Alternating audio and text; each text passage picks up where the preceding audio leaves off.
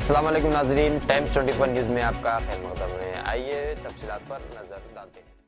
పాఠశాల సిబ్బంది అందరూ ఇచ్చేసి అతిథులకి మీరు ఏర్పరచుకున్న ముఖ్యంతో ఇస్తున్నాం కాబట్టి వారిని కూడా సవినంగా వేసుకుని కాపాడుతున్నాం సార్. ఈ 150 సంవత్సరాల విద్యా కమిటీ సత్యనారాయణ రెడ్డి గారు, లింగం గారు, అంబటి రాజు గారు, సురేందర్ గారు, పఠాన్ పాష గారు, శ్రీశైలం గారు, వెంకటేష్ గారు ఒక్కొక్కరు ఇచ్చేసి మీ బొకేలను కానీ మీరు ఇవ్వదలుచుకున్న సన్మానం మీద ముఖ్య అతిథులకు అందజేయాలి.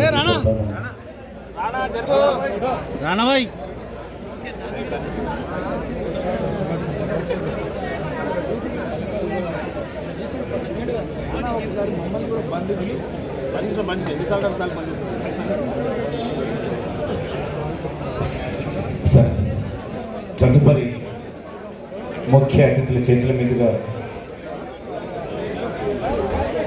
తొందరగా వాళ్ళని కార్యాన్ని మా పోలీస్ మిత్రులు సహకరించాల్సింది కోరుతూ ఒక్కొక్కరిని తొందరగా పంపించండి.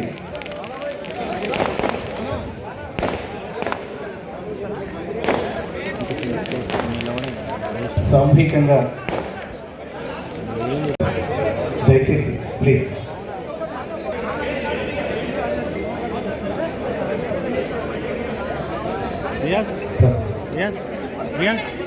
रियाज तुम भी सामने जाके ठहरो.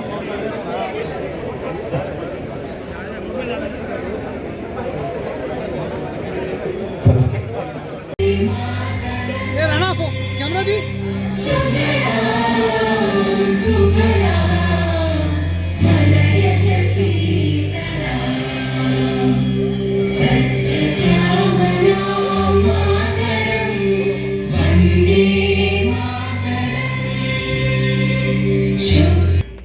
అలాగే తదుపరి తెలంగాణ రాష్ట్ర గీతం.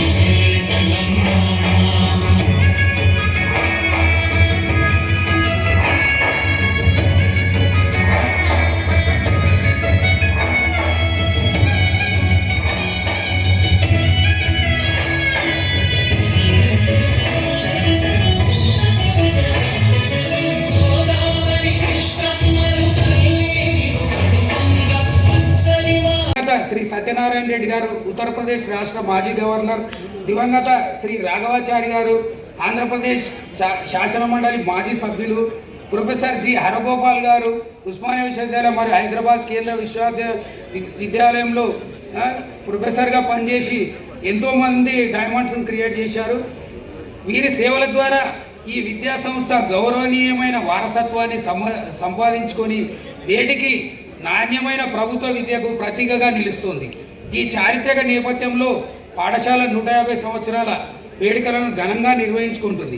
ఈ వేడుకలను తెలంగాణ రాష్ట్ర గౌరవ ముఖ్యమంత్రిగా శ్రీ అనుముల రేవంత్ రెడ్డి గారు 31/1/2025 పాఠశాల ప్రాంగణంలో అధికారికంగా ప్రారంభించారు. ఈ విశేష సందర్భంలో గౌరవ ముఖ్యమంత్రి గారు పాఠశాలలో నూతన భవన నిర్మాణానికి 10 కోట్ల రూపాయల నిధులను మంజూరు చేయడం జరిగింది.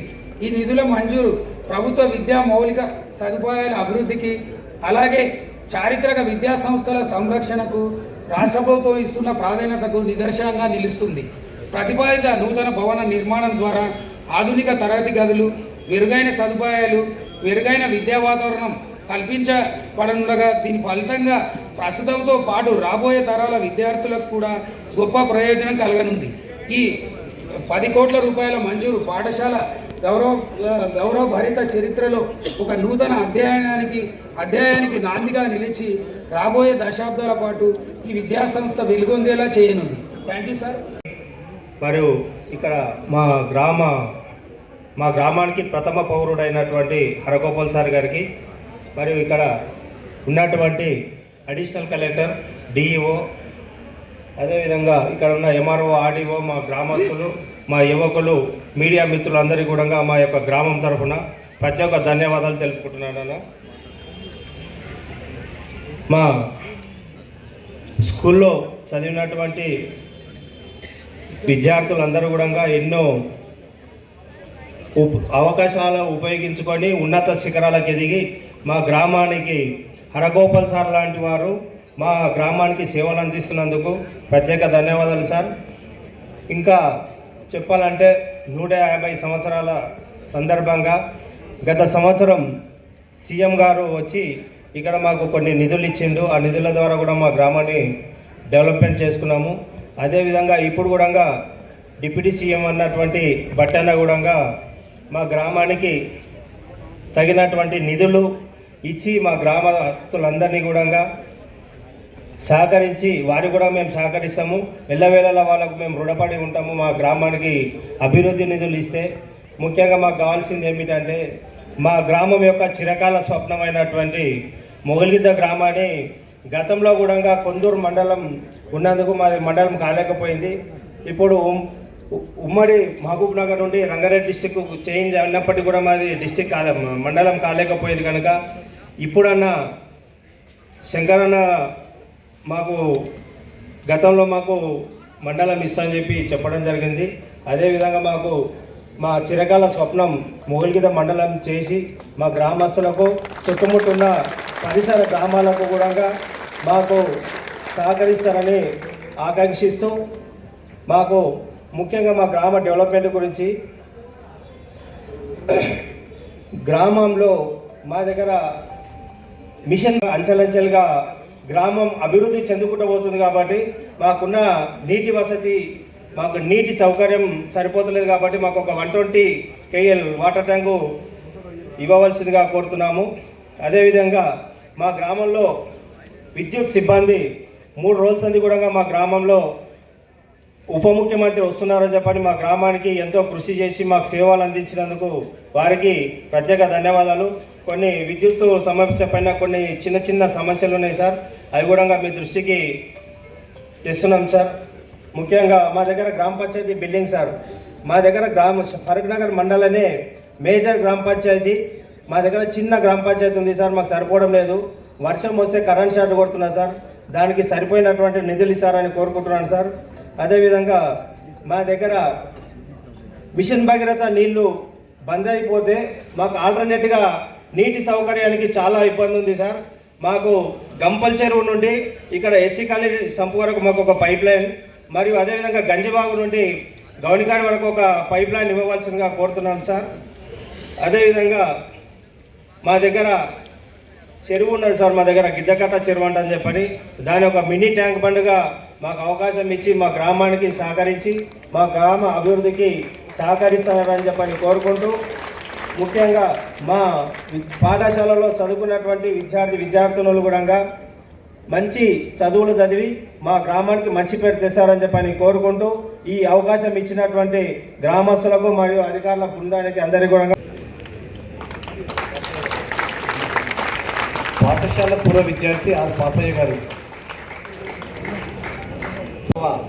ఉత్సవాలకు ముఖ్య అతిథిగా హాజరైన మాన్యులు ఆర్థిక శాఖ మంత్రులు బట్టి విక్రమార్క గారికి, రవాణా శాఖ మంత్రులు పొన్నం ప్రభాకర్ గారికి, షాద్నగర్ నియోజకవర్గ శాసనసభ్యులు శంకర్ గారికి, హరగోపాల్ గారికి, మిగతా వేదిక పైన అలంకరించిన ప్రతి ఒక్కరికి నమస్కారం తెలుపుతూ, ఇక్కడ ఈ సమావేశానికి హాజరైన గ్రామ ప్రజలు, మీడియా మిత్రులు, ప్రింట్ అండ్ ఎలక్ట్రానిక్ వారికి ధన్యవాదాలు తెలుపుతూ, నేను కల్వ మల్లికార్జునప్ప చార్టర్డ్ అకౌంటెంట్ను దాదాపు 48 సంవత్సరాలుగా హైదరాబాద్లో ప్రాక్టీస్ చేస్తున్నాను. 1967-68 బ్యాచ్ హెచ్ఎస్సి ఇక్కడ చదువు ప్రారంభించి తదుపరి సిఏ హైదరాబాద్లో కంప్లీట్ చేశాను. అయితే ఇంతకుముందు ఇప్పుడు మొగల్గిద్ద గ్రామం అంటే ఓల్డెస్ట్ హబ్ ఆఫ్ ఎడ్యుకేషన్ అంటారు. అంటే 150 సంవత్సరాలంటే అప్పట్లో మనకు తెలంగాణ రాష్ట్రంలో 3 పాఠశాలలు ఉండేటివి. దాంట్లో 2 హైదరాబాదు, ఒకటి ఏంటంటే మొగల్గిద్ద. అంత పూర్వ చరిత్ర కలిగిన మన పాఠశాలలో ఎంతోమంది విద్యార్థులు ఎన్నో పదోన్నతులుగా ఉండి పరోక్షంగా కూడా వాళ్ళు ఇప్పటికీ సహాయం అందిస్తున్నారు. గవర్నమెంట్ పరంగా కాకుండా కూడా వాళ్ళ స్వంత ఖర్చులతో కూడా ఎన్నో కార్యక్రమాల్లో పాల్గొన్నారు. అయితే ఇది ఓల్డెస్ట్ హబ్ ఆఫ్ ఎడ్యుకేషన్, కానీ ఇప్పుడు ప్రజెంట్లో ఈ స్కిల్ సెంటర్స్ అవి ఇవి తయారైన తర్వాత ఇది మోడర్న్ హబ్గా తీర్చిదిద్దాలని ఉప ముఖ్యమంత్రి గారిని కోరుతున్నాను. ఎందుకంటే ఏ పని చేసినా ఆర్థిక వనరులు అవసరం. ఇప్పుడు మన ఉప ముఖ్యమంత్రి గారు ఆర్థిక శాఖ నిర్వహిస్తున్నారు కాబట్టి మన ముఖ్యమంత్రి వర్యులు ఎన్నైతే ప్రామిస్ చేశారో అన్ని పథకాలకు సకాలంలో ఫండ్స్ రిలీజ్ చేసి ఆ పనులు పూర్తి అయ్యేలా చూడాలని, ఇంతకుముందు స్కిల్ సెంటర్ను ప్రారంభించిన మన ముఖ్యమంత్రి వర్యులు ఉప ముఖ్యమంత్రి గారు ఆ స్కిల్ సెంటర్కు భవన నిర్మాణం అయిన తర్వాత ఆయన చేతుల మీదుగా ఇనాగ్రేషన్ చేయాలని కోరుతున్నాను. రాజగోపాల్ గారు ఫస్ట్ బ్యాచ్, మన్నయ్య ఫస్ట్ బ్యాచ్, నేను సెకండ్ బ్యాచ్. అప్పుడు 61 నా స్కూల్లో అప్పుడు నేను దానికన్నా ముందు నేను చెప్పేది ఏంటంటే గౌరవ బట్టి కుమార్ గారికి స్వాగతము సుస్వాగతము. ఆయన గొప్ప రాజనీతిజ్ఞుడు. ఆయన అసెంబ్లీలో ఆపోజిషన్లో కానీ పాలించిన పార్టీలో కానీ చాలా సమర్థవంతంగా అన్నీ చూసి అన్నీ చాలా సమర్థవంతంగా ట్యాగిల్ చేసి సేవలు అందిస్తున్నారు. ఆయనకు చాలా నేను డీజిల్ ఇంజనీర్గా బాంబేలో కర్ణాటకలో పనిచేశాను నేను. తర్వాత నేను ఇప్పుడు డిప్యూటీ జనరల్ మేనేజర్గా రిటైర్ అయ్యాను. పొన్నం ప్రభాకర్ గారు కరీంనగర్లో నేను డీజే ఉన్నాను. అక్కడ వాళ్ళ కాంప్లెక్స్లో మేము టెలిఫోన్ ఎక్స్చేంజ్ పెట్టాము. సార్ నాకు తెలుసు అది అన్న అక్కడ ఉందండి.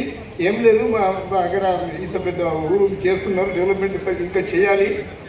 ఇంకా ఒక చరిత్ర కలిగిన గ్రామం, మౌలిద గ్రామం కాబట్టి ఈ గ్రామానికి స్వాతంత్రం రాకముందే ఇక్కడ ఒక పాఠశాలను ఏర్పాటు చేయడం, ఈ పాఠశాలలో ఎంతో మందిని రాజకీయ జీవితం ఇచ్చు ఎంతో మంది జీవితాలలో వెలుగు నింపిన ఓ దేవాలయం కాబట్టి ఈ యొక్క దేవాలయం 150 సంవత్సరాలు గడిచింది కాబట్టి ఈ యొక్క 150 సంవత్సరాలు కలిగిన చరిత్ర కలిగిన ఈ పాఠశాలను వారోత్సవాలు జరపాలని చెప్పి పెద్దలు, పూర్వపు విద్యార్థి,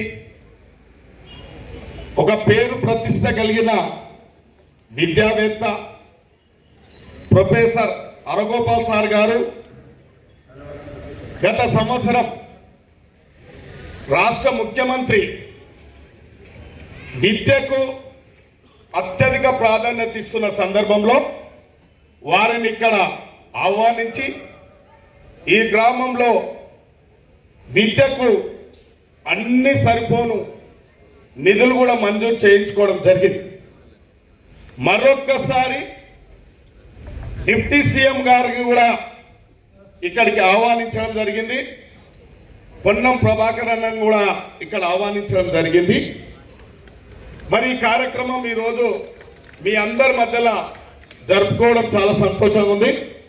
మరి ఈ కార్యక్రమానికి విచ్చేసినటువంటి గౌరవ ఉప ముఖ్యమంత్రి వర్యులు మల్లు భట్టి విక్రమార్క గారు, అదేవిధంగా పొన్నం ప్రభాకర్ అన్న గారు, ప్రొఫెసర్ అరగోపాల్ సార్ గారు, డిఓ గారు, ఆర్డీఓ గారు, అడిషనల్ కలెక్టర్ గారు, ఇతర అధికారులు, గ్రామ పెద్దలు, సర్పంచు, ఈ యొక్క నియోజకవర్గం నుంచి విచ్చేసినటువంటి గౌరవ సర్పంచులందరికీ, గ్రామ ప్రజలందరికీ నా యొక్క ధన్యవాదాలు, శుభాకాంక్షలు తెలియజేస్తా ఉన్నాం.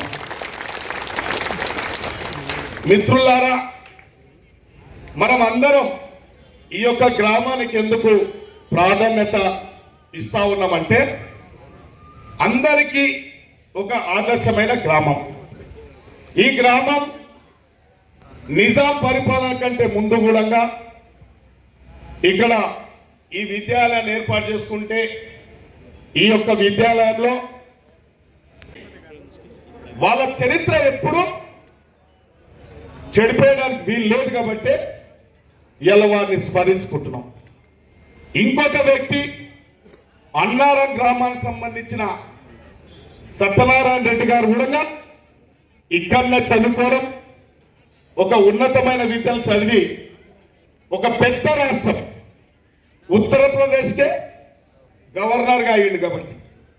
అదేవిధంగా అరగోపాల్ సార్ గారు ఒక ఇయ్యల దాదాపు 90 సంవత్సరాల దగ్గరైంది. అయినా గ్రామాన్ని బాగా చేయాలి, విద్యా వ్యవస్థను ప్రతిష్టపరచాలి, తెలంగాణ రాష్ట్రం విద్య ప్రాధాన్యత ఇచ్చే విధంగా రాష్ట్ర ముఖ్యమంత్రులతో మంత్రులతో ఎప్పుడు చర్చిస్తూ ఉంటారు కాబట్టి ఎప్పుడు ఆయన ఆరాటం పోరాటం విద్యను బాగా అభివృద్ధి పరచాలనేది. వాస్తవానికి ఇలా విద్య లేనివాడు వింత పశు. మనం చూసినాం గత 10 సంవత్సరాల నుంచి తెలంగాణ వచ్చిన తర్వాత మన రాష్ట్రంలో విద్యకు ప్రాధాన్యత ఇచ్చిరా వాస్తవాలు గ్రహించాలి. ఈ రాష్ట్ర ప్రభుత్వం ఏం చేస్తుంది, ఈ రాష్ట్ర ముఖ్యమంత్రి ఏం చేస్తుండు, ఈ రాష్ట్ర ఉప ముఖ్యమంత్రి ఏం చేస్తా ఉండు, ఈ కాంగ్రెస్ పార్టీ ఏం చేస్తుంది, ఎవరికి ప్రాధాన్యత ఇస్తుంది, దేనికి ప్రాధాన్యత ఇస్తుంది మీరందరు గమనించాలి. కొందరు చెప్తా ఉంటారు తెలంగాణ రాష్ట్రం ఇచ్చింది సోనియా గాంధీ, కానీ ఎన్ని పోరాటాలు చేసినా 10 సంవత్సరాలలో ఈ గ్రామాన్ని మండలం చేయలేమో ఎవరో తెలుసుకోవాలి. కొందరు శుద్ధ పూసలాక చెప్తా ఉంటారు కాబట్టి 10 సంవత్సరాలు పనులు గీకి మళ్ళా ఇవల్ల ఏదో చెప్తా ఉంటారు కాబట్టి ప్రజలు కొద్దిగా నన్న కృతజ్ఞత భావం ఉండాలి. ఎవరు ఏం చేస్తున్నారో తెలుసుకోవాలి. ఎస్, పెద్దలు అరగోపాల్ సార్ గారు ఆరాటం చూస్తే ఈ గ్రామాన్ని మేమందరం గతంలో కొందరు దత్తత తీసుకున్నారు, దత్తత తీసుకొని దరిద్రం పట్టించారు. మేము చెప్పకుండా ఈ గ్రామంలో ఏం జరుగుతుందో విజ్ఞానవంతులు ఈ పాఠశాలలో నిజంగా చదువుకున్న వ్యక్తులకు ఏ ప్రభుత్వం ఏ నాయకులు ఏం చేస్తున్నారో విజ్ఞానవంతులకు మాత్రమే అర్థమవుతుందని చెప్పి ఈ సభాముఖంగా నేను విజ్ఞప్తి చేస్తా ఉన్నా. ఇవాళ మీరు వాస్తవాలు గ్రహించండి. మమ్మల్ని ఈ ముఖ్యమంత్రి ఈ ఉప ముఖ్యమంత్రి అందరం సహకరిస్తాం, కానీ నా విజ్ఞప్తి వాస్తవాలు గ్రహించాలి, ఎవరేం చేస్తున్నారనేది గ్రహించాలని చెప్పి గ్రామస్తులందరినీ ఒకసారి విజ్ఞప్తి చేస్తూ మంచికి అండగా నిలబడండి. మీరు కూడా రాజకీయ నాయకులం, మేము ఆశిస్తాం, మంచి చేసి ఆశిస్తాం. మీరు కూడా గ్రామస్తులు వాస్తవాలు గ్రహించాలని చెప్పి కోరుకుంటూ ఈ అవకాశం ఇచ్చిన పెద్దలందరికీ, ఇక్కడికి విచ్చేసిన గ్రామ పెద్దలందరికీ ధన్యవాదాలు, శుభాకాంక్షలు. చాలా మంచి స్నేహితుడు, శ్రేయోభిలాషి. ఏదైనా సమస్యను ఆయన దృష్టికి తీసుకొస్తే తక్షణమే స్పందించే మన రవాణా శాఖ మంత్రి ప్రభాకర్ గారు, ఈ ఎమ్మెల్యే గారు, సర్పంచ్ గారు, జాయింట్ కలెక్టర్ గారు, తర్వాత చాలామంది ప్రభుత్వ అధికారులు వచ్చారు. వాళ్ళందరూ కూడా మీరు వచ్చినందుకు ధన్యవాదాలు చెప్తూ, ఈ స్కూలు 150 ఏళ్ళ ఈ చరిత్రలో మనం 100 సంవత్సరాలు చేసుకుంటున్నప్పుడు ఈ గ్రామానికి అంటే స్కూల్ ఉంది కాబట్టి, చాలా పురాతనమైన స్కూల్ కాబట్టి, ఈ దాదాపు 16 శాటిలైట్ విలేజ్ ఉన్నాయి ఈ గ్రామానికి. కనుక ఈ స్కూలుకు ఏదైనా చెయ్యాలి ఈ సందర్భంలో అని చంద్రబాబు నాయుడు గారు అప్పుడు ముఖ్యమంత్రి, ఆయన వెళ్ళి అడిగినప్పుడు ఆయన మన గ్రామానికి జూనియర్ కాలేజు శాంక్షన్ చేశారు. 100 సంవత్సరాలప్పుడేమో ఇది 125 సంవత్సరాలు. 100 సంవత్సరాలప్పుడు జూనియర్ కాలేజు ఆయన 100 సంవత్సరాల సెలబ్రేషన్ ఆయన జూనియర్ కాలేజ్ ఇచ్చాడు. తర్వాత అప్పుడు ఎలక్షన్ కోడ్ వచ్చింది. ఎలక్షన్ కోడ్ వస్తే జూనియర్ కాలేజ్ బిల్డింగ్ పూర్తయింది, స్కూల్ ఏమో 100 ఏళ్ళు సెలబ్రేట్ చేస్తుంది. కాబట్టి ఎస్ఆర్ శంకరన్ గారు పేదల పక్షపాతి, ఒక అద్భుతమైనటువంటి ఐఏఎస్ ఆఫీసరు శంకరన్ గారు ఈ 100 ఏళ్ల సందర్భంలో వచ్చి అప్పుడు ప్రారంభించడం, విద్యార్థులను ఉద్దేశించి మాట్లాడారు. జూనియర్ కాలేజీ ప్రారంభోత్సవం జయశంకర్ గారు, ఇంకా అప్పటికి ఆయన ఇప్పుడు సిద్ధాంతకర్తగా ఆయనకుండే ఆయనకు అప్పటి అంత ప్రాముఖ్యత లేదు. కానీ జయశంకర్ గారు నాకు చాలా చిరకాల మిత్రుడుగా, సార్నమ్మంటే జయశంకర్ గారు జూనియర్ కాలేజీని, తర్వాత శంకరన్ గారు ఈ సెలబ్రేషన్లో పాల్గొన్నారు. ఇక 150 ఏళ్ల సందర్భంలో గ్రామానికి రోడ్డు ఒక 5-6 అష్యూరెన్సెస్ గ్రామానికి ఇచ్చారు. సార్ స్కూల్ బిల్డింగ్ కన్స్ట్రక్షన్ ఉంది సార్. తర్వాత ఈ advance technical centre administrative sanction ఉంది, దానికి ఇంకా కొంత టెక్నికల్ ఫైనాన్షియల్ శాంక్షన్ కావాలి. ఇక్కడ మన ఉప ముఖ్యమంత్రి గారు ఫైనాన్స్ మినిస్టర్ కాబట్టి ఆయన స్వయానికి ఉన్నాక సార్ మీ దృష్టికి తీసుకురావంటే ఈ అడ్వాన్స్ టెక్నికల్ సెంటర్ ఏదైతే ఉందో దాన్ని మీరు ప్రాసెసింగ్ చేసి ఆ సెంటర్ ఇస్తే దాంట్లో ఒక 6 శాఖలు మనకి ఇచ్చారు ఆ అడ్వాన్స్ సెంటర్లో.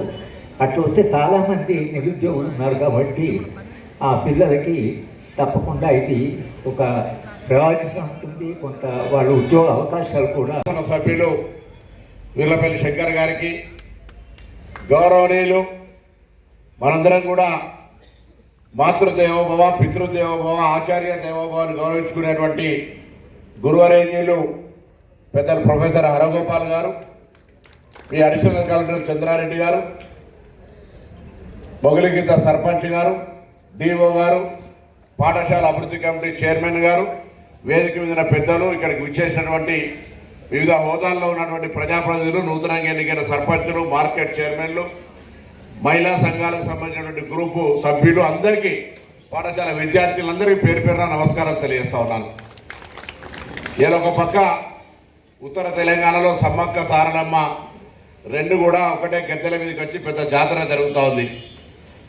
మరి పెద్దల హరగోపాల్ గారి డిమాండ్ మేరకు, ఆర్డర్ మేరకు ఉప ముఖ్యమంత్రి గారు ఈరోజు ఈ కార్యక్రమానికి ఇక్కడికి వచ్చినారు. పొద్దున గాంధీ స్మృతి లంగారావులో అటెండ్ కాగానే మమ్మల్ని ఉప ముఖ్యమంత్రి గారు ఇక్కడికి రమ్మనగానే వారు వెంటనే ఇక్కడికి వచ్చినాం. షాద్నగర్ శంకర్ గారితో పాటుగా మిమ్మల్ని అందరినీ కలుసుకునే అవకాశం కలిగింది. అందరికీ ధన్యవాదాలు తెలియజేస్తా ఉన్నాం. చరిత్ర ఎప్పుడు ప్రస్తుతానికి ఒక కొలమానం, భవిష్యత్తుకి అదొక మార్గదర్శకత్వం. భవిష్యత్తులో ఎప్పుడు మనం చరిత్ర చూస్తే తప్ప భవిష్యత్తు మనకు కనబడేటువంటి పరిస్థితి కాదు. కాబట్టి 150 సంవత్సరాలు అనేది ఈరోజు ఒక సగటు మనిషి 75 సంవత్సరాలు జీవిస్తే అటువంటి 2 జన్మలకు సరిపడేటువంటి ఒక ఈ స్కూల్కి దాని కింద స్టార్ట్ అయినప్పుడు అనేక మంది పెద్దలు, ఆనాటి హైదరాబాద్ తొలి ముఖ్యమంత్రి గారు, దాని తర్వాత ఒక పెద్ద గొప్ప అడ్మినిస్ట్రేటర్గా ఉన్న చెన్నారెడ్డి గారు, సత్యనారాయణ రెడ్డి గారు, రాఘవాచారి గారు, హరగోపాల్ గారు అనేక మంది పాఠశాలలో చదువుకున్నారనే మాట చెప్తా ఉన్నారు. నేను ఇప్పటిదాకా వీడియోలో చూస్తూ ఉన్నటువంటి స్కూలు ఎందుకు 1873 ప్రాంతంలో ఇక్కడ మొగిలిగిద్ద, ఇది నేషనల్ హైవే కాదు, లేదా ఇక్కడ ఉన్నటువంటి ఎవరైనా మా ప్రాంతంలో ఉన్నట్టుగా దేశాయులు, రాజ్ ప్రముఖులు, పెద్ద పెద్ద దొరల గడిలు ఉన్నటువంటి ప్రాంతం కాదు.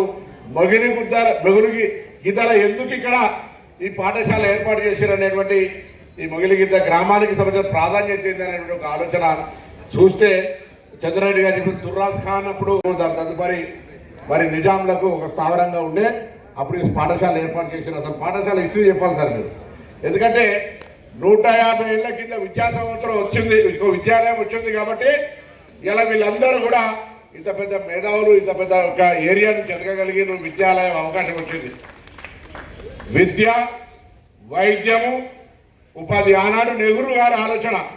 స్వాతంత్రం వచ్చిన తర్వాత ఈ దేశంలో తినడానికి తిండి లేకుండా ఉంటే నెహ్రూ గారు పంచవర్ష ప్రణాళికల ద్వారా వ్యవసాయిక విప్లవం, పారిశ్రామిక విప్లవం, నీటి పారుదలకు సంబంధించి ఈరోజు ఆనాడు విద్యాలయాలు ఏర్పాటు చేసినారు, ఐఐటీలు, అన్నీ కూడా పెడితే ఈరోజు ప్రపంచ దేశాల్లోనే 100 పెద్ద పెద్ద కంపెనీల సీఓలు భారతీయులు ఉన్నారు అనేటువంటి ఒక దూరదృష్టి ఆ విధంగా నెహ్రూ గారికి ఉండే కాబట్టి ఇలా ఈ పాఠశాల ఆనాడు ప్రారంభానికి ఆలోచన చేసి కార్యరూపం తీసుకొచ్చిన వాళ్ళందరూ కూడా మన హృదయపూర్వకంగా చేతులు జోడించి నమస్కారం చేయాలి. అందుకే లీడర్ మా ఊర్లో పాఠశాల కావాలి, మా ఊర్లో దవాఖాన కావాలి అనేటువంటి వ్యవస్థ నుంచి ఇప్పుడు ఆ పాఠశాలలకు గవర్నమెంట్ స్కూళ్ళలో నామోషి అనేది వచ్చింది సార్. దయచేసి చాలా క్వాలిఫైడ్ టీచర్స్ ఏమనంటే తప్పవుతుంది, కానీ నిజంగా ఇప్పుడు అనేక ప్రవేశ పరీక్షలు పాస్ అయి వచ్చినటువంటి అధ్యాపకుల దగ్గర పిల్లలు చేయలేరు. అరకొర చదువులు వాళ్ళు చదువులేరు ప్రైవేట్ పాఠశాల టీచర్స్, కానీ అక్కడనే రంగురంగుల బట్టలు వాహనాలలో అట్రాక్టివ్ మెథడ్ల పిల్లలు అక్కడికి పోతా ఉన్నారు. దీనికి ఇప్పటికే ప్రభుత్వం చాలాసార్లు మురళీ గారి కమిషన్ వేసి కూడా ఆలోచన చేస్తోంది. ఆ పాఠశాల విద్యా దశ మళ్ళీ ప్రభుత్వ విద్యాలయాల పూర్వవైభవం రావాలని కోరుకునే విద్యార్థి నాయకుడిగా ఈ సందర్భంగా కోరుతా ఉన్నా. తప్పకుండా గౌరవ ఉప ముఖ్యమంత్రి గారు ఏ సందర్భంలో మాట్లాడినా గతంలో ఇవ్వడానికి భూములు ఉండే, గతంలో ఇవ్వడానికి అనేక పథకాల ద్వారా డబ్బు ఉండే, ఇప్పుడు అవి రెండింటికి కొరత ఏర్పడ్డది. మనం భావితరాలకు ఇవ్వగలిగే ఒకటే విద్య. ఆ విద్య పరంగా తెలంగాణ ఇవాళ మొన్న సర్వే జరిగినప్పుడు హరగోపాల్ గారు ఇవాళ ఈ గ్రామంలో ఈ పాఠశాల చదువుకొని ఇవాళ పెద్ద వ్యవస్థలో ఒక హరగోపాల్ అంటే ఒక ఐడెంటిటీ సంపాదించారంటే వారి ఆస్తి, కులము లేదా భూమి, డబ్బు ఇవన్నీ కాదు, వారి వెనుక ఉన్నటువంటిది ఒకటే విద్య అనేటువంటిది మాత్రమే ఇవ్వాలి. కాబట్టి ప్రత్యక్ష నిదర్శనం మొన్న సర్వే జరిగితే రాష్ట్ర వ్యాప్తంగా ఎవరెవరైతే ఉన్నత స్థానాలకు వెళ్ళినరో వాళ్ళందరి వెనుక వాళ్ళ కులము, వాళ్ళ డబ్బు, వాళ్ళ హోదా, వాళ్ళ భూములు ఏమి పనికిరాలి, ఆ కుటుంబం ఎదగడానికి, ఆ వ్యక్తి ఎదగడానికి కారణమైంది ఒకటి విద్య.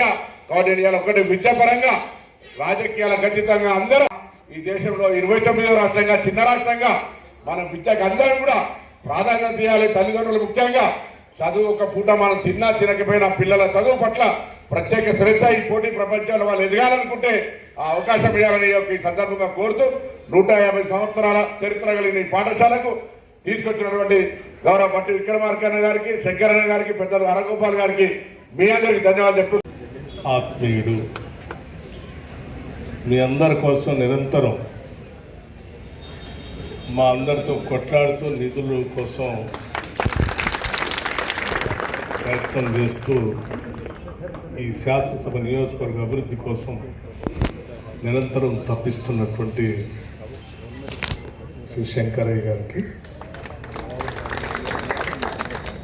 గౌరవ రాష్ట్ర మంత్రివర్యులు మిత్రులు శ్రీ పొన్నం ప్రభాకర్ గారికి, హైదరాబాద్ సెంట్రల్ యూనివర్సిటీలో ప్రొఫెసర్గా పనిచేయటం ఒకటే కాకుండా ఈ రాష్ట్రంలో కాదు దేశంలో కూడా పౌర హక్కుల గురించి గళమెత్తు సామాన్యుడి కోసం నిత్యం మాట్లాడుతున్నటువంటి ప్రొఫెసర్ హరగోపాల్ గారికి, స్థానిక సర్పంచ్ గారు కృష్ణయ్య గారికి, అట్లాగే అమ్మ ఆదర్శ పాఠశాల చైర్పర్సన్ బండారి సంతోష్ గారికి, వేదిక మీద ఉన్నటువంటి ఇతర జిల్లా అధికారులకి, విద్యాశాఖకు సంబంధించినటువంటి అధికారులకి, కార్యక్రమానికి ఇక్కడికి వచ్చేసినటువంటి ఇతర ప్రజాప్రతినిధులకి, వివిధ గ్రామాల నుంచి వచ్చిన నాయకులకి, ముఖ్యంగా సెల్ఫ్ హెల్ప్ గ్రూప్ మెంబర్స్, మహిళా సంఘాల సభ్యురాళ్ళకి, పాఠశాల విద్యార్థులకి, పాత్రికేయ మిత్రులకి అందరికి కూడా ముందుగా నా హృదయపూర్వకమైనటువంటి నమస్కారాలు తెలియజేస్తా ఉన్నాను. ఈ గ్రామంలో పెట్టినటువంటి పాఠశాల 150 సంవత్సరాలు పూర్తి చేసుకొని ఇవాళ పెద్ద ఎత్తున ఉత్సవాలు చేసుకునేటువంటి కార్యక్రమంలో భాగంగానే నన్ను ప్రొఫెసర్ హరగోపాల్ గారు, స్థానిక శాసనసభ్యులు శంకర్ గారు, ఈ పాఠశాల సంబంధించినటువంటి యాజమాన్యం, పాఠశాల బోధన చెప్పేటువంటి అధ్యాపకులందరూ కలిసి రావాలని ప్రత్యేకంగా ఆహ్వానించారు.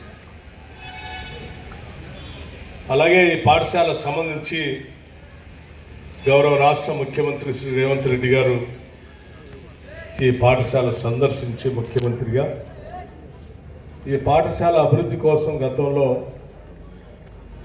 31/1/2025 10 కోట్ల రూపాయలు ఈ పాఠశాల అభివృద్ధి కోసం ప్రకటించారు. మా పాఠశాల అభివృద్ధి కూడా కావాల్సిన నిర్మాణ కార్యక్రమాలు జరుగుతూ ఉన్నాయి.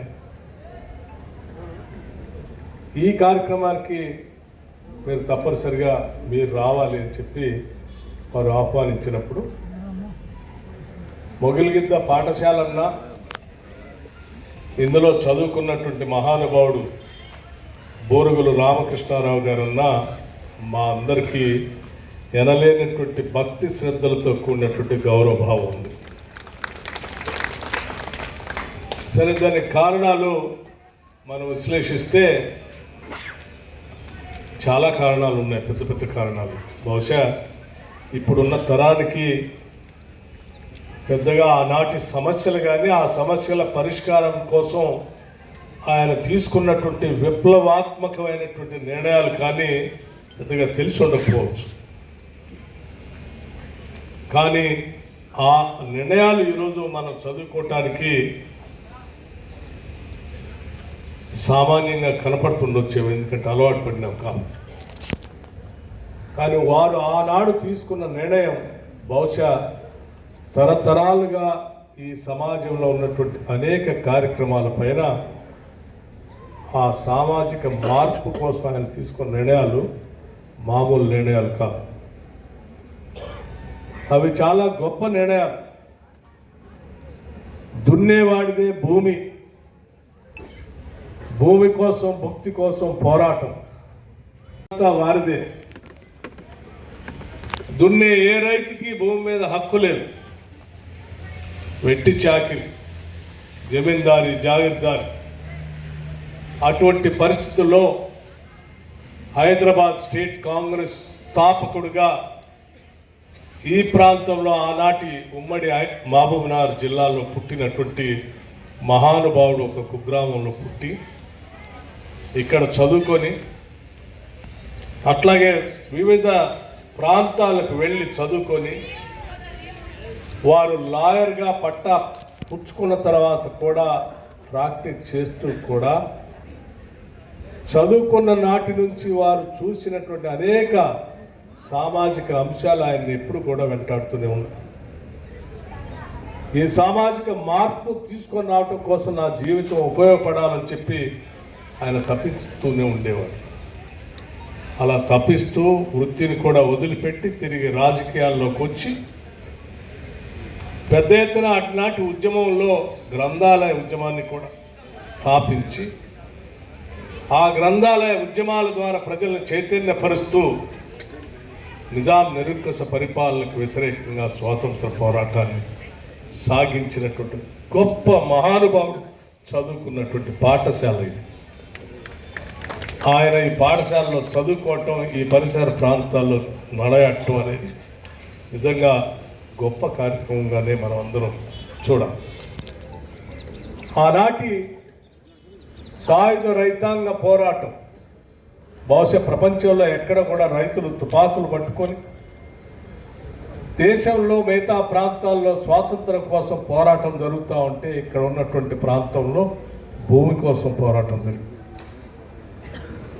అటువంటి భూమి పోరాటంలో ఇచ్చినటువంటి నినాదాలని, ఆ నినాదాల్ని ఆయన తొలి హైదరాబాద్ ముఖ్యమంత్రిగా ఆ నినాదాలని చట్టాలుగా మార్చి ఇక్కడ టెనెన్సీ యాక్ట్ తీసుకొని వచ్చి 1954 భూమి పైన రైతులకి హక్కు కల్పించిన మొట్టమొదటి గొప్ప ముఖ్యమంత్రి ఈ రాష్ట్రంలో దేశంలో ఉన్నారంటే అది బోరుగుల రామకృష్ణారావు. అప్పటి వరకు ఏ రైతు కూడా భూమి పైన పట్టా లేదు. ఇక్కడ అందరూ ఎవరో భూమి పైన పని చేసుకుంటూ కూలీగా బతికినటువంటి వాళ్ళు, లేకపోతే పన్ను ఇస్తూ వసూలు చేసుకున్నారు. గౌరవంగా ఈ భూమి నాది, నాకు పట్టా ఉంది, నా భూమి అని సొంతంగా బోరుగుల రామకృష్ణారావు గారు టెనెన్సీ యాక్ట్ తీసుకొని వచ్చి, అగ్రికల్చర్ యాక్ట్ తీసుకొని వచ్చి ఈడ పట్టా ఇచ్చేంతవరకు కూడా ఎవరికి లేదు. ఈ విషయం చాలామంది రైతులకి ఇప్పుడు కూడా తెలియకపోవచ్చు. ఈ దేశంలో భూ సంస్కరణలు తీసుకొని వచ్చినటువంటి గొప్ప ఆద్యుడు ఎవరనంటే బోరుగుల రామకృష్ణారావు గారు. మరి ఆయన తీసుకొచ్చినటువంటి జాగీర్దారి అబాలిషన్ కానీ, మక్తదారి వ్యవస్థలను నిర్మూలించడం కానీ, రైతుల నుంచి శతాబ్దాల దోపిడీ నుంచి విముక్తి చేయటం కానీ, వెట్టి చాకి నుంచి విముక్తి చేయటం కానీ ఎవరు చేశారంటే చాలా ఉపన్యాసాలు వింటాం. ప్రతి ఉపన్యాసంలో కూడా ఇవి చాలా భూతాలు లాంటి సమస్యలు, ఆ సమస్యల పరిష్కారం ఎవరు చేశారంటే అది బూరుగుల రామకృష్ణారావు గారు చేశారు. ఇంకెవరు చేయలేదు, వారే చేశారు. ఆయన ఈ ప్రాంతంలో పుట్టి ఇక్కడ చదువుకొని ఈరోజు దేశానికి ఒక దిశ నిర్దేశం కూడా చేశారు అటువంటి చట్టాల ద్వారా. ఆ చట్టాల తర్వాతనే అనేక రకాలైనటువంటి భూమి పైన హక్కుల పైన వరుసగా వచ్చినటువంటి ప్రభుత్వాలు అనేక రకాలైన చట్టాలు తీసుకొని వచ్చాయి. సాయుధ రైతాంగ పోరాటాలుగా ఉన్నటువంటి సమస్యలకి ప్రజాస్వామ్యయుతంగా ఎన్నికైనటువంటి ఒక తొలి ముఖ్యమంత్రి, డెమోక్రటికల్లీ ఎలక్టెడ్ గవర్నమెంట్కి సంబంధించిన ఒక ముఖ్యమంత్రి తీసుకొచ్చిన గొప్ప కార్యక్రమాలు ఇవి. అటువంటి ముఖ్యమంత్రి తన జీవితం మొత్తం ముఖ్యమంత్రిగా ఉన్నంత కాలం సామాన్యులు, మధ్యతరగతి కుటుంబాలకు సంబంధించినటువంటి పేదల కోసం తపిస్తూ ఆయన పాలన అందించారు. పెట్టినటువంటి ఈ పాఠశాల మరి 150 సంవత్సరాలు పూర్తి చేసుకొని ఉర్దూ ఈ గ్లోబలైజేషన్ ప్రపంచీకరణ జరుగుతున్నటువంటి సందర్భంలో ప్రభుత్వ పాఠశాలలో ఇంగ్లీష్ మీడియం కూడా ఉండాలి అని చెప్పి గట్టిగా ఘంటాపదంగా ఆనాటి కాంగ్రెస్ ముఖ్యమంత్రి డాక్టర్ వైఎస్ రాజశేఖర రెడ్డి గారు కాంగ్రెస్ ప్రభుత్వంలో తీసుకొచ్చినటువంటి గొప్ప నేను ఎమ్మెల్సీగా ఉన్నాను. శాసన మండలిలో చర్చకు వచ్చినప్పుడు చాలా మంది పెద్దవాళ్ళు ఇంగ్లీష్ మీడియం అవసరం లేదని అంటే అలాంటి ముఖ్యంగా రాకపోతే తిరిగి వాళ్ళు కూడా మళ్ళీ వాళ్ళ తల్లిదండ్రులనే కూలీనాలు పోవాల్సిన దుస్థితి ఏర్పడుతుంది. ప్రస్తుతం గత కాలం పడలేరని చెప్పి ఆ రోజు గట్టిగా వాదించి ఆ ఇంగ్లీష్ మీడియాన్ని డాక్టర్ వైఎస్ రాజశేఖర రెడ్డి గారు 2008లో రాష్ట్ర వ్యాప్తంగా ప్రారంభించారు. ఈరోజు అన్ని పాఠశాలలో చదువుతూ ఉన్నారు.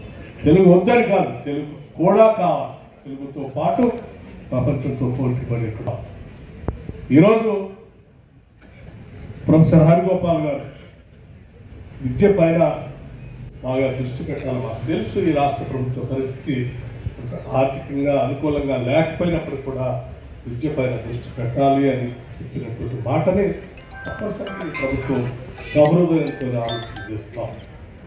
ఎందుకంటే రాష్ట్ర ముఖ్యమంత్రి శ్రీ రేవంత్ రెడ్డి గారు కానీ లేకపోతే క్యాబినెట్ సహచరులు అందరూ కానీ 100 స్కూల్స్ ఎట్ ఏ టైం